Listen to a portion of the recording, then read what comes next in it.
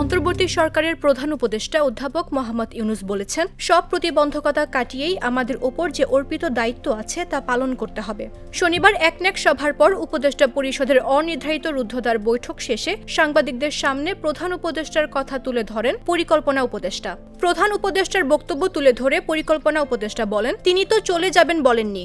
তিনি বলেছেন, আমরা যে কাজ করছি, আমাদের সামনে যে দায়িত্ব দেওয়া হয়েছে সেই দায়িত্ব পালন করতে হবে। দায়িত্ব পালনে অনেক প্রতিবন্ধকতা সৃষ্টি হয়েছে।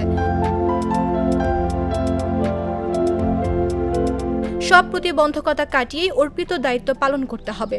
এই দায়িত্বের উপর নির্ভর করবে দেশের বহু বছরের ভবিষ্যৎ। এই দায়িত্ব ছেড়ে তো আমরা যেতে পারবো না।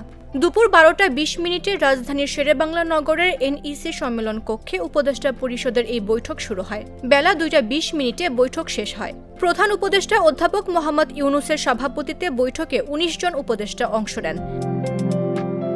এর আগে এনইসি সম্মেলন কক্ষে বেলা 11টায় জাতীয় অর্থনৈতিক পরিষদের নির্বাহী কমিটির সভা শুরু হয়। দুপুর 12:15টার দিকে একনেক সভা শেষ হয়। বৈঠকে 10টি প্রকল্প অনুমোদন দেওয়া হয়।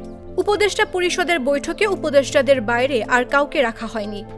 একনেক বৈঠক শেষে একে একে পরিষদের সচিব, পরিকল্পনা সচিব সহ সব সরকারি কর্মকর্তাকে এনইসি কক্ষ থেকে বের হয়ে যেতে দেখা যায়। তবে সবসময় একনেক সভা শেষে ব্রিফ হয়, যেটা আজকের সভা শেষে হয়নি।